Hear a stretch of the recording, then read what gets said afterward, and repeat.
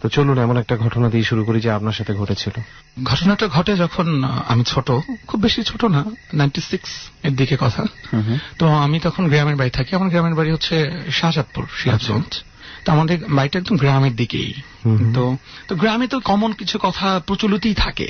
তো যেহেতু আমার বাবা হলো গভর্নমেন্ট এমপ্লয়ি ছিলেন, তো আমরা ট্রান্সফারেবল জব, আমরা বিভিন্ন জায়গায় ঘুরে ফিরেছি। এই জন্য আমরা ডানপিটে ছিলাম বা ডানপিটি হই আমরা। এই জন্য এই বিষয়গুলোকে আমি সবসময় ইগনোর করে যেতাম ছোটবেলা থেকেই। তেলের পিঠে খেয়ে যাওয়া যাবে না সন্ধ্যার পর, বাসঝাড়ে যাওয়া যাবে না, এই বিষয়গুলো কিন্তু ছিল। তো আমার নানির বাড়ি হচ্ছে শাহজাদপুর, বললাম আমি, এটা গ্রামের নাম হচ্ছে পর্জনা। তো ওখানে বটতলা নামে একটা জায়গা আছে, এটা এখনো আছে, অনেক বিশাল একটা বট গাছ, অনেক বছরের আগে, কেউ বলতে পারে না। তো একদিন আমাদের নানির বাড়ি এরকম তেলের পিঠা বানাইছে। আমার নানা বাড়ি দাদা বাড়ি পাশাপাশি গ্রাম। আমার মামা বলছে কিছু পিঠা নিয়ে তুমি তোমার দাদা বাড়িতে যাও। তো আমি প্রত্যেকে তার মাকে অনেক বেশি ভালোবাসি, বাট আমার মার প্রতি একটু এক্সট্রাঅর্ডিনারি, মানে অত্যন্ত ভালোবাসি, মার টান। আমি এখন এত বড় হয়ে গেছি, এখন ওই অন্যরকম আহ্লাদ কাজ করে, যে এখন মার কাছে শুতে ইচ্ছা করে, এরকম একটা বিষয় এখন আছে। তো আমার মা আমাকে নিষেধ করে, মা বলে যে সন্ধ্যাবেলা যাস না তেলের পিঠা নিয়ে। আমি বললাম না, আমার কিছু হবে না, এই তো দাদা বাড়ি তো দেখাই যায়, আমি যাই। মার কথা অনেকটা অবাধ্য হই, হাতে তেলের পিঠাটা নিয়ে আমি একটা হাতে তেলের পিঠা খেতে খেতে আমি দাদা বাড়িতে রওনা করি। সময়টা কিরকম হবে? সন্ধ্যা, একদম মাগরিবের আজানটা দিচ্ছে, মা কিন্তু অজু করছে। অজু করতে করতে আমাকে নিষেধ করছেন। তো আমাদের গ্রামে খাল থাকে, গ্রামের ভাষায় বলা হয় জোলা। জোলা বলা হয়। তো জোলাতে সাধারণত গোসল টোসল করে সবাই, মানে একটা পুকুর হিসেবে ব্যবহার করা হয়। তো জোলার পাশেই ছিল একটা, মানে আমাদের চিতা বলে হিন্দুদের, চিতা খোলা যেখানে ওখানে প্রায় 4-5 দিন আগে কিন্তু একটা চিতা পোড়াইছে। এটা আমি দেখছি, জিনিসটা অনেক দুঃখজনক, কিন্তু ছোট ছিলাম, এক্সাইটেড লাগে। এসব ব্যাপারে কিউরিওসিটি অন্যভাবে কাজ করে যে কিভাবে কি হচ্ছে। যাচ্ছি, যাওয়ার সময় জোলার পাশে দেখি আমার মা কলসিতে করে পানি নিচ্ছে। আমি তারা বললাম যে মা তুমি এখানে কি করো, তুমি না উঁচু করে নামাজ পড়তে গেছিলা? বলছে না, তোকে বাধা দেওয়ার জন্য আসলাম। বললাম না মা, চলে আসছি, চলে যাই। কয় না এটা যাস না, একদম এরকম ভর সন্ধ্যায় যেতে হয় না বলে মা আমাকে ধরতে আসতেছে। তো ধরতে যখন মা আমাকে ধরতে যাচ্ছে, তখনই মায়ের কলসিটা পড়ে গেছে, পানিতে পড়ে গেছে, পড়ে ভেসে যাচ্ছে। হঠাৎ করে মানে আমার মা ওই দিক হয়ে গেলেন, কলসির দিকে হয়ে গেলেন, কলসি আনতে যাচ্ছেন। কারেক্ট। আমি আমাকে বলছি, আমার তুমি যাও না, কলসি যাচ্ছে, যাক, মাটির কলসি। তো মা আমার দিকে না তাকিয়ে হাত দিয়ে ইশারা করতে ডাকতেছে আমাকে যে তুই একটু আয়, আমাকে কলসি টানতে সাহায্য কর। তো আমি বলতেছি, মা আমার তো হাতে পিঠা, পিঠাটা পাশে রাখ, রেখে তুই আয়। তো মায়ের ডাক কোন সন্তান না শুনতে চায়। ছোট মানুষ, কনফিউশনের সুযোগ নেই, নতুন কিছু ভাবারও সুযোগ নেই। আমি জাস্ট পানির মধ্যে, হাঁটু পানির মধ্যে নেমে গেল। আমি যাচ্ছি, মাও নামতেছে পানির দিকে।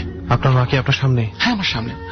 আমি তো, মা তুমি যাও, আমি তো নামতেছি, তুমি নামতে কেন, তুমি কাপড় চোপড় ভেজাচ্ছ কেন? মা আমি তো নামতেছি, আমি নামি না। মা বলছে না, তুই একা, যদি ওখানে সমস্যা হয় তোর সাথে আমিও যাই। তখন আমার কোনো কিছু মনে হচ্ছে না। তারপর আমি গলা পানি পর্যন্ত নেমে গেছি। যখন গলা পানি পর্যন্ত নেমে গেছি, তখন তাকায় দেখে ওঠে আমার মা না, যে মহিলাটা আমি বলেছি কয়েকদিন আগে চিতা পড়ছে, সেই মহিলাটা। সে আবার আমাদের নানার বাড়িতে কাজ টাজ করতো। সেই মহিলাটা পুরা মুখটা পোড়া, চিতায় পোড়া। আমি দেখে তখন আমার পা মনে হচ্ছে মায়ের শাড়ি যেভাবে পেঁচায়, ভিজা কাপড় যেভাবে পেঁচায় যায়, আমার পায়ে পেঁচায় যাচ্ছে এবং আমি ডুবে যাচ্ছি। আমি চিৎকার করতে পারছি না, আমি ডুবে যাচ্ছি। ও আমার মায়ের শাড়িটা পরাই, ও মুখটা পোড়া, সে হাসতেছে আর আমি ডুবে যাচ্ছি। আমার গলা পর্যন্ত আমি নেমে গেছি। এট দ্যাট টাইম আমার মায়ের তো, আমার মা নামাজে ছিলেন সে সময়। আমার মামা, ছোট মামা, হাকিম মামা, তো আমার ছোট মামা ওদিক যাচ্ছিল। দেখি বলে, এই সন্ধ্যাবেলা তুই এখন ওখানে কি করিস, পানির মধ্যে কি করিস, আয়। তখন আমি চলেই যাচ্ছি, আমার প্রায় ডোবা ডোবা ভাব হয়ে গেছে, আমি উঠতে পারছি না। আমার পুরো শাড়ি মনে হয় কেউ পেঁচে নিচের দিকে টানতেছে। আমার জাস্ট খালি হাতটা দিয়ে খালি ইশারা করতেছি। আমার মামা লাফায় আছে, আমাকে পানির মধ্যে থেকে তুলে নিয়ে আসে। তখন কি আপনার পায়ে পেঁচানো কিছুই ছিল না, বাট আমার পায়ে প্রচন্ড ব্যথা ছিল।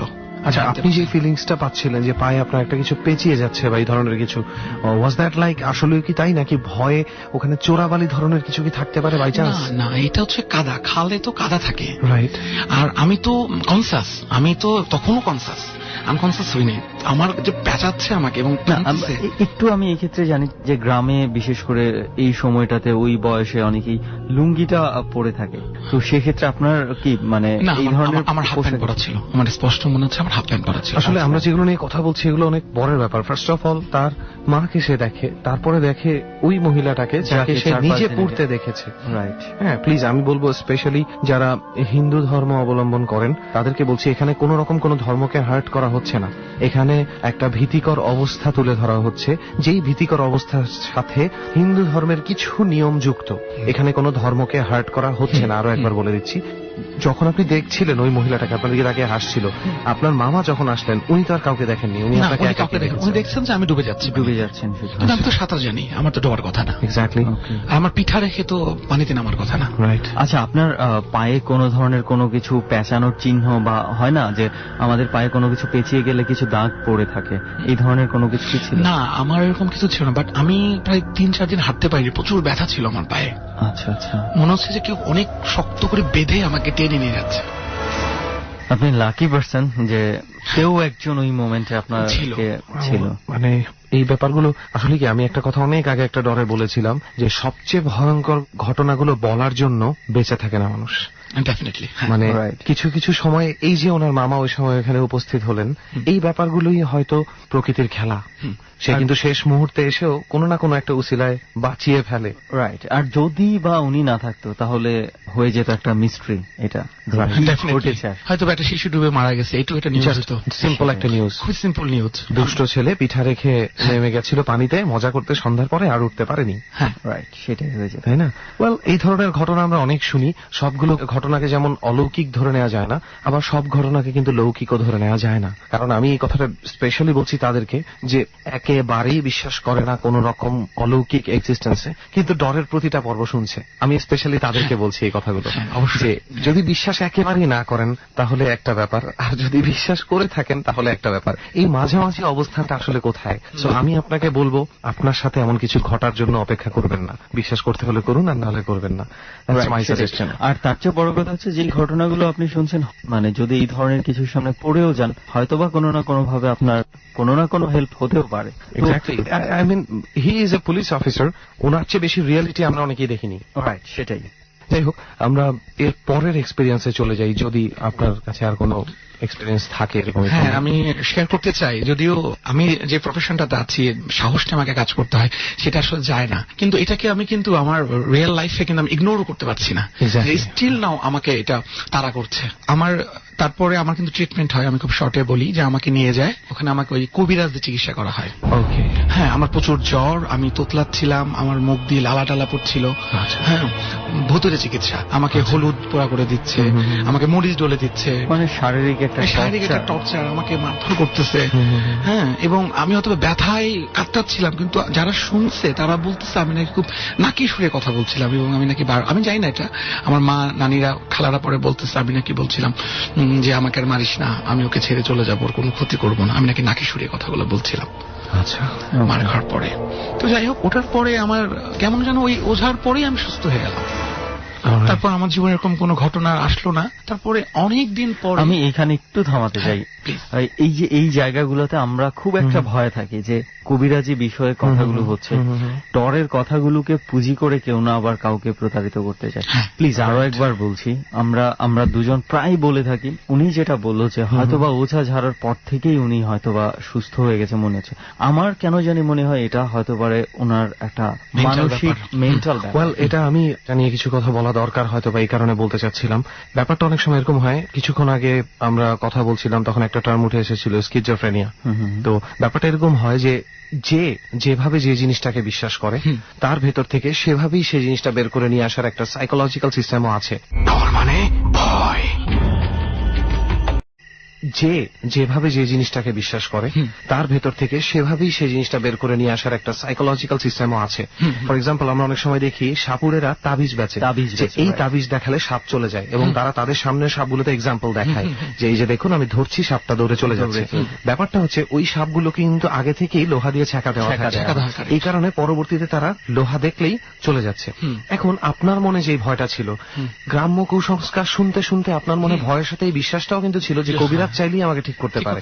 সো কবিরাজের প্রসেসটা যখন যায়, সেই প্রসেসটা সত্য হোক আর মিথ্যা হোক, সাইকোলজিক্যালি আপনার ভিতরে কাজ করেছে যে না আমি বাঁচছি, আমাকে আস্তে আস্তে বাঁচানো হচ্ছে, আমার ভিতর থেকে একটা সত্তা সরানো হচ্ছে। এবং যখনই আপনি ক্লিয়ারলি দেখবেন এই জিনিসটা যে না সরানো হয়েছে, তখন কিন্তু আপনি সুস্থ ফিল করবেন। জিনিসটা শিখেছি একটা সিনেমা দেখে, ভুল ভুলাইয়া সিনেমা থেকে এই ট্রিটমেন্টটা ইউজ করা হয়েছিল। সবচেয়ে বড় কথা হচ্ছে এই বিষয়টাকেই অনেক মানুষ পুঁজি করে অনেক ভাবে মানুষজনকে হয়রানি করছে এবং অনেক ক্ষতি করে যাচ্ছে। সো প্লিজ আরো একবার বলবো যে আপনারা এই বিষয়গুলোতে ইনভলভ হওয়ার আগে খুব বেশি মাত্রায় সতর্কতা অবলম্বন করুন। আর তুই যে তাবিজের কথাটা বললি, সাপকে দেখানো হচ্ছে এবং সেই সাপগুলোকেই শুধু তাবিজ দেখালে চলে যাচ্ছে। প্লিজ এই তাবিজ নিয়ে আপনি জঙ্গলে যেই সাপটা মুক্ত অবস্থায় আছে ওই সাপের কাছে ধরতে যান, ভুলেও ওই তাবিজ নিয়ে আপনি যায়েন না ওখানে। ওকে, আমরা এবার আপনার পরবর্তী এক্সপিরিয়েন্সে চলে যাই। তো পরবর্তী এক্সপিরিয়েন্সটা হচ্ছে এরকম, গ্রাম থেকে আসলাম, কলেজে ভর্তি হলাম 2001 সাল। আমি তখন রাজশাহীতে পড়াশোনা করি। তো তখন তো আধুনিকতার সাথে কিন্তু আমার একটা সম্পর্ক হয়ে গেল, আস্তে আস্তে বুঝতে শুরু করলাম। তখন হুমায়ুন স্যারের বই পড়া শুরু করলাম, জাফর ইকবাল স্যারের বই পড়া শুরু করলাম, হয়ে গেলাম ছোটবেলার বিষয়গুলো না চাপা পড়ে গেল বিষয়গুলো। রাজশাহীতে কিন্তু ভালো আম হয় জানো, তো আমরা আম কুড়াতে যেতাম। আচ্ছা, ঝড় হলে আম কুড়াতে যেতাম। তো আমাদের বাড়ির পিছনেই অনেক পুরাতন আম বাগান আছে। সেই আম বাগানে এরকম শোনা যায় যে কোন এক সময় একটা মানে বাচ্চা এবং বাচ্চার মা অভাবের কারণে সুইসাইড করে গলায় দড়ি দিয়ে। আচ্ছা আচ্ছা, সেটা একটা ফজলি আম গাছ ছিল, অনেক বড়, অনেক আগের কথা। যেহেতু আমরা ওখানে নতুন গেছি আমরা শুনছি। আপনারা কি ওই গাছটা দেখে তারপরে ওই গাছটার কাহিনী শুনেছেন? হ্যাঁ, ওই বাগান, এই গাছটাতে এরকম একটা ঘটনা ঘটেছিল এইভাবে। বিষয়টা এরকম শুনছিলাম যে ওই প্রচুর আম হয়, কিন্তু ঝড় হলে কোনো শিশু বাচ্চারা ওখানে যায় না আম কুড়াতে। অন্য জায়গা থেকে আম কুড়ায় কিন্তু ওখানে যায় না। ওখানকার স্থায়ী শিশুরা আমার বয়সী যারা কিশোর তারা যাচ্ছে না। বাট আমরা যারা বাহিরের মানুষ তারা ওখানে যায়, কিন্তু কেউ না কেউ কোনো না কোনো প্রবলেমেই পড়ে। আচ্ছা, তো আমি যেহেতু ধান পেটে ছিলাম, তো সেই জন্য আমি আর আমার বন্ধু রাজীব, আমার ফ্রেন্ড, আমরা একসাথে পড়াশোনা করতাম। আমরা দুজন বলতাম দোস্ত আমরা ওখানে আম কুড়াবো। তো আমরা চিন্তা করছি আমরা দুজনই শুধু ওখানে যাব। আবার ঝড় হয়েছে ফিউ ডেজ লেটার, আমরা দুজন ওখানে গেছি। যাওয়ার পর আম কুড়াচ্ছি। গাছের সীমানার ওই পাশে চাতাল, যে ধান যেখানে সিদ্ধ করে বয়লার থাকে, চাতাল, ওখানে কিন্তু প্রচুর আগুন, তুষ দিয়ে আগুন জ্বালানো হয়। তো চাতালের দেওয়াল ঘেঁষেই এই গাছটা। আচ্ছা, তো আম কুড়াচ্ছে, আমি কুড়াচ্ছি, আমার বন্ধু রাজীবও কুড়াচ্ছে। ও আম কুড়াতে কুড়াতে দেওয়ালের দিকে চলে যাচ্ছে। আচ্ছা, তো ওকে আমরা দুষ্টামি করে বাটি বলে ডাকি। তো আমরা বলি এই বাটি ওখানে যাচ্ছিস কেন, ওখানে কি ওখানে আম পড়ছে নাকি? তো কোনো উত্তর দেয় না। আচ্ছা, কয়টার দিকে ওটা? ফজরের আগে। আচ্ছা, ভোরবেলা কিন্তু আম কিছু পড়ে থাকে, এটা যদি ফজরের আগে না যাওয়া যায় ওটা পাওয়া যায়। যত ভোরে যাবে আমগুলো সেই আগে পাবে। তো ও দেখি দেওয়ালের উপরে উঠে যাচ্ছে। আচ্ছা, দেওয়ালটা মানে 3 ফিট এরকম হবে। তো ও দেখি দেওয়াল পার হয়ে ওই উনুনের দিকে চলে যাচ্ছে। আচ্ছা, মানে যে বয়লারটা জ্বলতেছে ওখানে। তা আমি বলছি এই পাটি তুমি ওখানে কি করো, এদিকে চলে। ও আসতেছে না। বলতেছি যে কি পারো, ও দেওয়াল পারে ওইদিকে যাচ্ছে কেন, ওইদিকে তো আম গাছ নাই। তো ও একটা কুকুর পুষতো, ওর নাম হচ্ছে ডগলি। সেই কুকুরটা কিভাবে যেন যায় না, হঠাৎ করে কোত্থেকে আসলো। কুকুরটা সে লাফ দিয়ে যে বাটিকে প্যান্টে কামড়ে ধরছে, টেনে ধরছে। যখন এটা দেখছি তখন আমিও দৌড়ে গেছি। এই কামড়টা দিয়েই তারপরও কিন্তু আমার বন্ধু বাটি ওদিকেই ধাবিত, কি যে একটা টার্গেটে ধাবিত, যাহাতে কিন্তু আমের ব্যাগ। তারপরে কি হলো, একটা জিনিস আমি তার আগে বলিনি, কিছু প্রাণী কিন্তু অতি প্রাকৃতিক বিষয়গুলো আগে ট্রেস আউট করতে পারে। তার মধ্যে কুকুর একটা, বাদুর একটা, এরকম ট্রেস আউট করতে পারে আনন্যাচারাল বিষয়গুলো, যেগুলো মানে লজিক এখনো দাঁড় করতে পারেনি সবাই। তো ওই কুকুরটা অনেক ছোটবেলা থেকেই পোষে ডগলিটা। ও জাস্ট ওই ডগলিটা জাম্প করলো উনুনের ভিতরে। জাম করার সাথে সাথে আমি চিৎকার করে উঠে যাই, বাটিকে ধরে ফেললাম। আচ্ছা, তো তুমি এটা বুঝতেছো, তুমি এটা কি করতেছো? ও নর্মাল হয়ে গেল। দেখি ওই কুকুরটার অর্ধেক অংশ ঝলসে গেছে। রাজীব 1.5 হাত হবে না, এত কাছাকাছি। তারপর জ্ঞান ফিরে আসলো রাজীবের, কুকুরটা কিন্তু ঝলসে গেল। কুকুরটাকে পানিটা নিয়ে দিলাম, জ্ঞান ফিরে বলে আমি দেখি যে ওর ব্যাগের মধ্যে কোনো আম নাই, 2-3টা আম সব ইট। হ্যাঁ, ইট। মানে সে নিচ থেকে ইট তুলেছে। হ্যাঁ, 3-4টা আম ছিল। মানে he was totally lost just his mind at that time. সে টোটালি মানে হিপনোটাইজ হয়ে গেছে। এবং ওই কুকুরটা কতটা প্রভুভক্ত, সে নিজের জীবন দিয়ে সে মালিকের জীবনটা বাঁচালো। এবং আমার বলতে খুব কষ্ট হচ্ছে, আমার বন্ধুকে আমি সরি বলবো যে দোস্ত আমি তোকে সেদিন জোর করে নিয়ে গেছিলাম, আমি আজকে ওকে সরি বলবো। এরপরও আমার বন্ধুটা অনেক অসুস্থ হয়ে যায়। এরপর থেকে কিন্তু রোগ বালা লেগে আছে এখন পর্যন্ত। সে কিন্তু তার সে গ্রোথটা আর হয় নাই। আমার বন্ধুটা ওই যে ওই ইন্টারমিডিয়েটে যেমন দেখছো কেমন 2001 আজও ওরকম। তো তো আজকে ওর কাছে আমি ক্ষমা চেয়ে নেব, দোস্ত রাজীব তুই আমাকে ক্ষমা করে দিস, আমার তোকে ওখানে নিয়ে যাওয়া উচিত হয় নাই। জানি না বিষয়টা একটু অন্যরকম হয়ে যাচ্ছে, কারণ আপনি তো বুঝে শুনে নিয়ে যাননি। আমার একটা বিষয় একটু জানার ছিল যে আপনার বন্ধু যে রাজীব, তার সাথে কি কথা হয়েছে আপনার, আসলে সে কেন ওই দিকে চলে যাচ্ছিল, আসলে কি টানছিল তাকে? ও টানছিল এটা যে প্রচুর আম পড়তেছে, পড়ছে ড্রপ ট্র্যাকের দেওয়ালের দিকে যাচ্ছে, আম পড়ছে, আম তো ওখানে সে আম কুড়ানোর জন্য, এবং ও এক ব্যাগ ইট মাটি কুড়ায় ফেলছে, মানে সবই সে আমের মতনই দেখতে পাচ্ছে না। তার আপুকে বললাম যে কি ব্যাপার, তুই কি ইট কুড়াইছিস কেন? দোস্ত আমি তো শুধু আম দেখছি, তোর চেয়ে বেশি আম কুড়াবো দেখে আমি দেখে আসছি, একটু আজ ব্যাড ডে। আম কুড়ানোর বেশ কিছু ঘটনা শুনেছি, কিন্তু এটা একটু ব্যতিক্রম। তবে আমার কাছে এই জিনিসটা খুবই অবাক লেগেছে যে দ্য ডগ, মানে ডগ লিজার নাম, তার ওই সিনারিওতে চলে আসা এবং নিজের ভক্তিটা এভাবে শো করা, এবং অলমোস্ট কুকুরটাই কিন্তু ছেলেটাকে বাঁচিয়ে নিয়ে আসছে, তাই না? আর ও কিন্তু একটা কথা বলছিল যে ওই যে বলছিলাম যে মহিলার একটা বাচ্চা, ও দেখছিল যে সুইসাইড করেছিল, এটা আমরা পরেও আমাকে বলতেছে, জাস্ট আমি দেখতেছিলাম যে ওখানে লোক আছে, একটা বাচ্চার মা ওখানে দাঁড়ায় আছে, দেওয়ালের পাশে একটা বাচ্চা মেয়ে, একটা মহিলা দাঁড়ায় আছে, আর ওই চাতালে তো মহিলারাই বেশি কাজ করে, সে আরো নিশ্চিন্তে সেখানে গেছে। ওকে, কত রকমের সম্মোহন যে হতে পারে বোঝা যাচ্ছে একটু একটু করে। যাই হোক, এটা আপনার বন্ধুর সাথে ঘটে যাওয়া ছিল, সেই সময় আপনি ছিলেন সেখানে। অন্য ঘটনায় যাওয়ার আগে এখানে একটু থামাই, আমরা কিন্তু বেশ কিছু ঘটনা আমি শুনেছি বিভিন্ন জায়গা থেকে, এই রাজশাহীতে যে বিশাল বিশাল আম বাগানগুলো রয়েছে সেই বাগানগুলোকে কেন্দ্র করে, এবং আমরা দুই একটা বাগানের সন্ধানও পেয়েছি যেই বাগানে বিভিন্ন ধরনের এই অদ্ভুত ঘটনাগুলো ঘটে। তো আমের সিজন যেহেতু চলে এসছে, কোন একটা ডরের জার্নি হয়তো বা সেই রাজশাহীর কোন এক আম বাগানের সম্ভাবনা আছে। ওকে, আমরা এর পরবর্তী ঘটনা শুনি। আপনার আরো একটা ঘটনা আমরা যতটুকু শুনেছি ডট টিমের কাছে, যে আরো কিছু ঘটনা আছে। হ্যাঁ, আমার জীবনের ঘটনাগুলো এতটা সত্য যে আমি এটা কোনো লজিক দিয়ে ডিফেন্ড করতে পারি নাই, এবং এটা নিয়ে কিন্তু আমি কাউন্সিলিং এও গেছি। কাউন্সিলিং এ বলতে প্রফেশনাল সাইকিয়াট্রিস্টের কাছে গেছি। হ্যাঁ, ওনারা বিভিন্ন বিষয় দেখায় যে মেন্টাল প্রেশারের কারণে এটা হইতে পারে, ঘুম কমের কোনো হইতে পারে। আপনারা যেহেতু ডর এটা করছেন, অনেক পপুলার শো, একটা জিনিসের প্রতি যদি কারো ডিপ বিলিফ থাকে, ভালোবাসা থাকে, অনেক সময় প্রকৃতি মেনে নিতে পারে না, তখন তাকে ডাইভার্ট করে দেয়। কি প্রাকৃতিক বিষয়গুলো প্রাকৃতিক ভাবে এটা সলিউশন সম্ভব, কোন ড্রাগস দিয়ে কোন মেডিসিন দিয়ে এটা সম্ভব না। তো এরকম একটা বিষয় আমি সেটা শেয়ার করতে চাই আপনারা বললে। আমি বিয়ে করি 2012 সালে। তো বিয়ের 1 বছর পরে আমি আমার নানা শ্বশুর অসুস্থতার খবর শুনে আমি রাজশাহীতে যাই। আমি বিয়ে করছি বাঘা কিন্তু অনেক রেপুটেড একটা জায়গা, শাহী মসজিদ আছে 50 টাকার নোটে। মসজিদ এবং মাজার রিলেটেড যে ফ্যামিলিটা, সেই ফ্যামিলি হচ্ছে আমার শ্বশুর বাড়ি।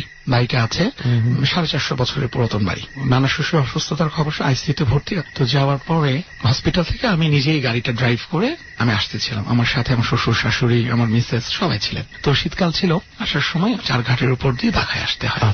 তো আমার শ্বশুর বাড়িতে এমনি অনেক কথা শুনছি, যেহেতু জমিতে একটা বিষয় ছিল, সেখানে একটু ওই যে নুপুরের বিষয়, রিমঝিম নারী মারা গেছিল থাকে, আমি এটাকে খুবই ইজিলি নিতাম এবং হেসে উড়িয়ে দিতাম।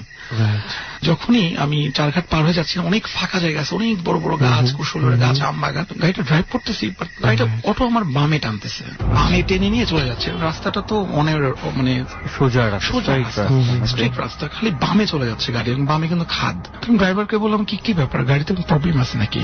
গাড়িটা বামে টানতেছে। না স্যার, গাড়ি তো নতুন গাড়ি, একদম ঠিক আছে।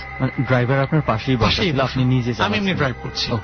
কনফিউজ হয়ে আমার জীবনে যে আরো দুটো ঘটনা ঘটছে, এই বিষয়টার সাথে কেমন একটা গন্ধ পাচ্ছে, সামঞ্জস্যতা খুঁজে পাচ্ছি ভেতর থেকে ওই বিষয়গুলো। হ্যাঁ, আমার একটা থার্ড যে একটা আইজ আছে, আমার মনে হচ্ছে ওটা আমাকে নক করছে।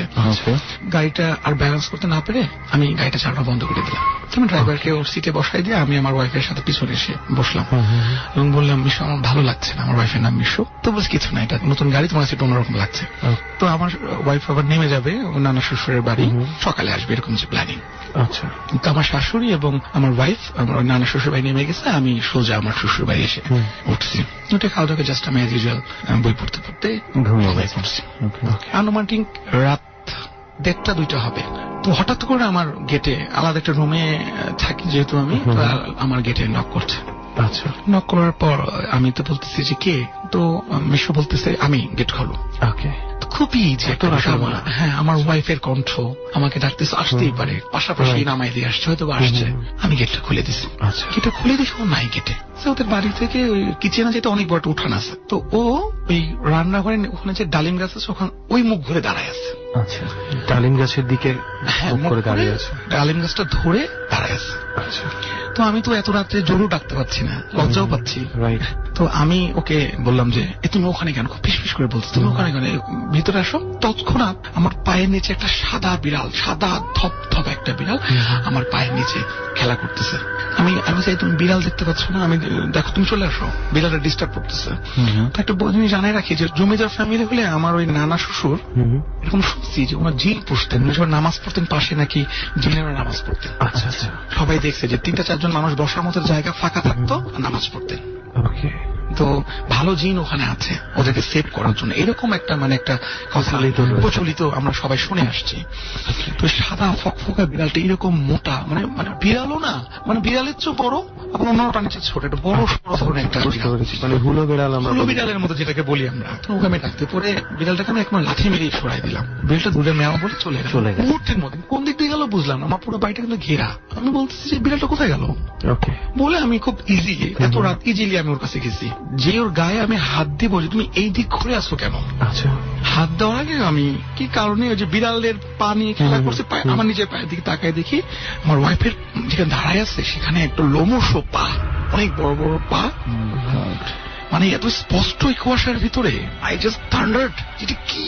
আমি চিৎকার করার আগেই ও আমার দিকে তাকাইছে। দেখি আমার শ্বশুরবাড়ি বসছে আগে যে পাশে কিন্তু অনেক পুকুর, বড় একটা মাছ কাঁচা কামড়াচ্ছে।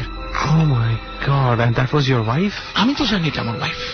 ওই চেহারাটা একেবারেই আপনার ওয়াইফের মতনই ছিল, কিন্তু ওয়াইফের মতো চুল কাট সব রকম, বাট খাচ্ছে মানে হচ্ছে কামড় দিয়ে রাখছে মাছটাকে, কিন্তু চেহারাটা আমার ওয়াইফের মতো। কামড় দিছে, রক্ত অর্ধেক গালে টালে আর অর্ধেক মাছটা খালি দাফাচ্ছে। Oh my God, মাছটা তখনও জীবিত। স্পষ্ট মনে আছে ওটা রুই মাছ ছিল।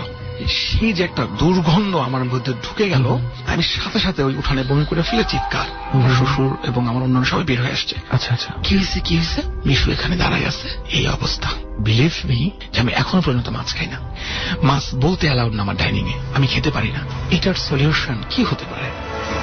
মানে আপনার কি, মানে সেই মাছ সেই দুর্গন্ধটা, এখন ওই দুর্গন্ধটা। এবং কয়েকদিন আমি ঘুমের মধ্যে খুব চিৎকার করছি। এজন্য আমার ওয়াইফও অনেক কষ্ট পায় যে তুমি আমাকে দেখে চিৎকার করো, বাট আমার প্রফেশনের সাথে এটা যায় না, আমার লেখাপড়ার সাথে এটা যায় না। আপনি কি মানসিক ভাবে এটা মেনে নিতে পারছেন না যে আপনাকে তখন ওখান থেকে বের করার জন্য একটাই উপায় ছিল, সেটা হচ্ছে আপনার ওয়াইফ হিসেবে আপনাকে কল করা? আদারওয়াইজ কিন্তু আপনি একজন পুলিশ অফিসার হিসেবে যথেষ্ট সাবধান একজন মানুষ, যে কেউ নক করলে আপনি কখনোই এভাবে খুলে দেওয়ার কথা না, খুলে দিতেন না। এবং এই কারণেই কি আপনাকে মানসিকভাবে দুর্বল করার জন্য সেই অশরীর জিনিসটা আপনাকে আপনার ওয়াইফ হয়েই ডাকবে। খুবই ন্যাচারাল। আমি একটা জিনিস একটু শেয়ার করছি, যে জিনিসটার প্রতি ডিপ ভালোবাসা থাকে, বিলিভ থাকে, প্রকৃতি যখন আপনাকে কনভার্ট করতে চাইবে তখন ওই আকর্ষণ থেকে কিন্তু আপনাকে মানে ডাইভার্ট করতে চাইবে। এই জন্য আমার ওয়াইফের কণ্ঠ শোনার পর আমার কোন কনফিউশন থাকার কিন্তু কথা না। তো আমি এখনো সেই ওকে, মানে একটা বিষয় কি রেহান দেখ, মানে এই বিষয়টা ওনার মাঝে কিভাবে ঢুকেছে। মাছ একটা মানুষের স্বাভাবিক খাবারের মধ্যে একটা। 2 বছর যাবৎ শুধু এই ঘটনার জন্য সে মাছ খেতেই পারছে না। আসলে মানে কিছু জিনিস আছে আমরা মনে করতে পারি না কিন্তু মনে রয়ে যায়। ঘ্রাণ হচ্ছে তার মধ্যে একটা জিনিস। ঘ্রাণ কিন্তু আমরা মনে করে সেই ঘ্রাণটা পেতে পারি না, কিন্তু ঘ্রাণটা রয়ে যায়। এই ধরনের ব্যাপারগুলো সাইকোলজিক্যাল। যেমন আমি একটা সময় টানা 1-1.5 বছর মুরগির মাংস খেতে পারতাম না। দ্যাটস বিকজ রাস্তা দিয়ে আসছিলাম, তো তখন হঠাৎ করে দেখি একটা বাচ্চা ছেলে ডাস্টবিন থেকে ওই যে মুরগির পাক টাক ফেলে দেওয়া হয় না, সেগুলো নিয়ে কুড়াচ্ছে, মানে সে খাবে বাসায় গিয়ে। আমি বুঝতে পারছি, ওটা দেখে আমার রান্না করা মুরগি দেখলে ওই ঘ্রাণটা আমি পেতাম। তো এই ধরনের কিছু ব্যাপার ঘটে। বাট আমি আপনাকে একটু আগে যে কথাটা বললাম, এটা আপনার সাইকোলজিক্যাল ডিফেন্সের জন্য আমি বললাম যে দেখুন, আপনাকে দুর্বল করতে তখন একমাত্র আপনার ওয়াইফের রূপ ধরে আসাই পসিবল। তো আপনি দয়া করে আপনার ওয়াইফের ক্ষেত্রে এই ভয়টা কখনো যেন ফিল করবেন না। এটা বোঝাই যায় আপনাকে দুর্বল করার জন্য ওই রূপেই এসেছিল। অন্য যে কোনো ক্ষেত্রে ইক্ষণ যথেষ্ট বেশি সাবধান, এটা সেই জিনিসটাও জানে। ওকে, এই তো আপনার ঘটনা বেশ কয়েকটা শুনলাম, তবে আমরা আরো একটা যেটা জানি যে আপনি মানে ডিউটিতে থাকা অবস্থায় কোনো কিছু হয়তো বা আপনার সাথে কিছু একটা ঘটেছিল। এটা আজকে আমি মানে বলছি তো বলি, ডিউটিতে থেকে যেটা হয় যে আমাদের অনেক সময় মানে হোল নাইট ডিউটি করতে হয়। মাঝে মাঝে রাস্তায় লং ট্রাফিক পড়ে যায়, ফর দ্যাট রিজন আমাকে হোল নাইট ট্রাফিকটা কন্ট্রোল না করা পর্যন্ত স্টে করতে হয়। আমি তখন টাঙ্গাইল গোড়ায় ছিলাম, গোড়ায় হাইওয়েতে, টাঙ্গাইল থেকে ওটা সিঙ্গেল রোড। তো ওখানে অ্যাক্সিডেন্টের কারণে রাস্তাটা ব্লক হয়ে যায়। তো আমাদের এই ব্লকটা ঠিক করতে প্রায় 3:30-4টা বেজে যায়। রাত 3:30-4টা বেজে যাওয়ার পরে রাস্তাটা ওকে হয়। আমরা ওকে না হওয়া পর্যন্ত কখন ডিউটি থেকে মুভ করতে পারি না। আমাদের রাস্তা টোটাল ফ্রি হওয়ার পরে ডিউটি থেকে চলে আসি। রোডটা ক্লিয়ার করার পরে আমার সাথে গাড়ি ছিল, আমার ওয়াকিং ডিস্টেন্সে আমার বাসা, আমার ভাড়া বাসা। তো আমি আমার ফোর্সকে বললাম যে তোমরা ব্যারাকে ফিরে যাও, আমাকে গাড়িতে নামানোর দরকার নেই, আমি হেঁটে চলে যাব। আমার বাসা বাজারের পাশে ছিল, একটা মসজিদ ছিল, মসজিদের পিছনেই আমার বাসাটা ছিল। আমি বাসায় ঢুকবো কিনা ওই সময় একটা শিশু মানে খালি গায়ে, ওর বুকের এপাশ থেকে ওপাশ একটা ছোড়া ঢোকানো, রক্ত মাখা। শিশু বলতে কত বছর বয়স হবে? 10 থেকে 11 বছরের একটা শিশু, মানে পথ শিশুরা যেমন হয়, রক্ত তার বুক দিয়ে জ্বলতেছে, ছুরি এফোর করা, মানে এফোর কত বড় ছুরি প্রয়োজন, এত বড় একটা ছুরি। তো অ্যাজ এ পুলিশ অফিসার আমাকে তো কনসাস থাকতে হবে এবং অনেক স্ট্রং থাকতে হবে আমাকে, নার্ভটাকে। আমি ইচ্ছা করলে তো এই নাইফটাকে বের করতে পারি না, একটা ফিঙ্গারপ্রিন্ট একটা ব্যাপার আছে, লিগেল কিছু ব্যাপার থাকে। তো আমি শিশুটাকে আমার কোলে নিই, তুমি থামো, আমি ডাক্তার তোমাকে নিয়ে যাবো, যেটা আমার ফার্স্ট ডিউটি। তুমি নিঃশ্বাস নিতে থাকো। ও শুধু ইশারা করতেছে আমার এটা ছুরিটা সরাও, কিন্তু আমি এটাতে হাত দিতে পারছি না। আমার ফোন আমি খুঁজে পাচ্ছি না, আমি কিছুই খুঁজে পাচ্ছি না, আমি চিৎকার করতে পারছি না। আমার ফোর্স চলে যাচ্ছে গাড়ি নিয়ে, আমি দেখতে পাচ্ছি আমার গাড়ির ব্যাকলাইট জ্বলছে, আমি দেখতে পাচ্ছি, চিৎকার করতেছি আমি বাচ্চাটাকে, শিশুটাকে বাঁচানোর জন্য। আমি প্রায় 3 থেকে 4 মিনিট চিৎকার চেঁচামেচি করতে পারি, আমার সাউন্ডটা মনে হচ্ছে কারোর কাছে যাচ্ছে না। আচ্ছা আচ্ছা, এটা একটা অস্বস্তিকর একটা বিষয়, খুবই অস্বস্তি। আমার মনে হচ্ছে যে এখন সে রক্তটা আমার হাতে লেগে আছে, স্টিল এরকম মনে হয় আমার কাছে। যেহেতু আমি ডিউটির শেষে দিয়ে আমি বলেছিলাম যে 3টা-4টার সময়, জাস্ট তখন ওই হুজুর মুয়াজ্জিন তো কিন্তু আগেই বের হয়, মানে আজানের জন্য সুইচটা অন করছে। তো আল্লাহু আকবার বলা শুরু করছে কিনা, জাস্ট রেডি হচ্ছে, তখনই আমার হাতে দেখি শিশুটা নাই, মানে নাই, হঠাৎ করে নাই হয়ে গেছে। ফ্যাক্ট এটা আমি তখন সম্পূর্ণ কনসাস, যেহেতু আমি নাইফটা ধরছি না, তার মানে আমি তো বুঝতেছি সম্পূর্ণভাবে আমি কিন্তু মাটিতে, আমার পোশাকে কিন্তু কাদা লাগানো, ওই টাঙ্গাইলে কিন্তু লাল মাটি, এবং আমার পোশাকে তো, আমি তো দাঁড়িয়ে ডিউটি করি, আমার পোশাকে তো লাল মাটির থাকার কথা না। How is it possible? ওই এলাকায় ওই রাস্তাতে ক্রাইম কেমন ঘটে? ক্রাইম অ্যাক্সিডেন্টটা কিন্তু খুব কমন একটা মানে বিষয়। ওই রাস্তাটা হাইওয়েতে অ্যাক্সিডেন্ট হয়, অ্যাক্সিডেন্টে এমন প্রাণহানি ঘটে, অপমৃত্যু তো ঘটে। অপমৃত্যু আপনারা তো জানেন এটা হয়। এই ধরনের কোনো ঘটনা কি আপনি শুনেছিলেন কখনো, কোনো শিশুকে মারা হয়েছে? এটা শেয়ার করতে চাচ্ছি, সেটা হচ্ছে, তো এই বিষয়টা কিন্তু শেয়ার করার মতো না। আমি একটা পুলিশ অফিসার, এটা মানুষ কি ভাববে? আমি খুব নর্মালি গেলাম, হুজুরের কাছে গেলাম, হুজুর বলতে দোয়া কালাম পড়েন, একটু ফুটু দিয়ে দিন, পানি পড়া দিন, আমি পানি খেলাম। এই আধুনিক যুগে এসে আমি পানি পড়া খাচ্ছি, আমি কতটা তার সাথে আমি মানে মিশে গেছি, বিষয়টা আমার কাছে কতটা রিয়াল। হুজুর দোয়া টোয়া দিয়ে দিলেন। সকাল আমি একটু ঘুমতে করতে দেরি হয়েছে, সকালে একটা শিশুর লাশ পাওয়া গিয়েছিল, এক্সাক্ট লোকেশনটা বলতে চাচ্ছি না। Thank you. ওইখানে একটা জায়গায় আমাদের জুরিডিকশন থাকে, তার বাইরে একটা শিশুর লাশ পাওয়া গেছে ওই অ্যাক্সিডেন্টের কারণে, যে কারণে রাস্তাটা ব্লক ছিল। সেই শিশুটার, মানে যেই ব্লকটা আপনারা সরাচ্ছিলেন, ওই একটা অ্যাক্সিডেন্ট, সেই একটা শিশুর অ্যাক্সিডেন্ট, হ্যাঁ একটা ওখানে অ্যাক্সিডেন্ট ঘটছে। সেখানে শিশুর যে গ্লাস, ওই যে উইন্ডশিল্ড গ্লাস এফোর হয়ে গেছে শিশুটা। চিন্তা করছিস তুই? এটা আমরা পরে জানতে পারি। আমার কাছে তখন আমি জাস্ট লস্ট মাই মাইন্ড, যেটা কি হইলো। তার মানে শিশুটা হেল্প চাচ্ছিল, হয়তো আমাকে বেছে নিয়েছে প্রকৃতি। শিশুটা আমার কাছে এভাবে আসছে, আমার হাঁটুতে কাদা। শিশুটাকে ওই অবস্থায় কতক্ষণ থাকতে হয়েছে বলে কোনো আইডিয়া আছে কি? আমি যতদূর শুনেছিলাম যে ওই লাশটাকে পাওয়া যায় অ্যাক্সিডেন্টের প্রায় 2-3 ঘন্টা পরে। কারণ আপনারা জানেন যে টাঙ্গাইল রোডটা কিন্তু অনেক উঁচু এবং অনেক নিচুতে হচ্ছে, সেই নিচুতে ঝাড়ের মধ্যে লাশটা পাওয়া যায়, সেখানে গ্লাস এফোর।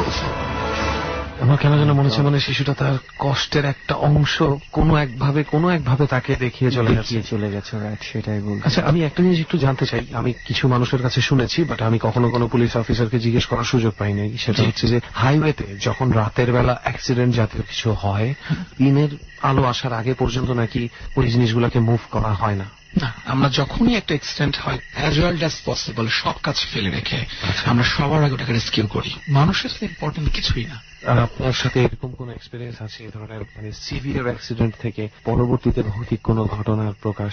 হাইওয়ে নিয়ে তো আমরা অনেক কথা শুনি, ড্রাইভাররা অনেক সময় চোখ বন্ধ হয়ে যায়, সবকিছু অন্ধকার দেখতে পায়, এই ধরনের বেশ কিছু ইনসিডেন্ট আমরা শুনি। আপনার সাথে কি এই ধরনের কোনো রিয়ালিটিতে এক্সপিরিয়েন্স হয়েছে? কাউকে কখনো খুঁজে পেয়েছেন এরকম যারা হাইওয়েতে উদ্ভট কিছু দেখতে পেয়েছে ডিউরিং ড্রাইভিং? আমার সাথে যেগুলো হলো আমি তো শেয়ার করলাম। এরকম আমার বন্ধু আছে, তো সে বন্ধু একদিন আমাকে যে শেয়ার করছিল, আপনি দেখা হয়েছে, তো ও লং ডিস্ট্রিক্ট ট্রাক চালায়, অল ওভার দ্য বাংলাদেশ যে ট্রাক গুলো চলে। তো সে গাড়ি চালাচ্ছে, খুব স্পিডে গাড়ি চালাচ্ছে, চালাতে দেখে হঠাৎ করে এক দল মানুষ, 4-5 জন একটা পরিবার তার ট্রাকের সামনে এসে পড়ে গেছে। আচ্ছা, ও তখন সেভ করার জন্য হার্ড ব্রেক করে বামে একদম আইল্যান্ড ভেঙে নামাই দিচ্ছে। আচ্ছা, তো বের হয়ে এসে দেখে ওখানে কোনো মানুষই ছিল না। ও মাই গড, কোনো মানুষ ছিল না। আইল্যান্ড ভেঙে যে বামে পড়ে গেছে, সেইখানে পরে জানা যায় যে এই বাড়ি থেকে 3 জন লোক, একই পরিবারের 3 জন লোক রোড অ্যাক্সিডেন্টে মারা গিয়েছিল। এবং ওই পাশেই তো বিল, সেখান থেকে মানে একজনের লাশ খুঁজে পাওয়া যায় নাই। তো আমার ওই বন্ধুটা বলছিল যে আমার মনে হয় যে শিশুটা আমার মানে ওই যে পরিবারটা ওখানে ছিল, ওখান থেকে ওই শিশুটা মনে হয় যে ডানে চলে গেল আর পরিবারটা ট্রাকের নিচে পড়ে গেল। এটা হয়তো প্রকৃতির একটা ডিরেকশন, যে শিশুটাকে খোঁজার জন্য হয়তো বা মেবি একটা হতে পারে।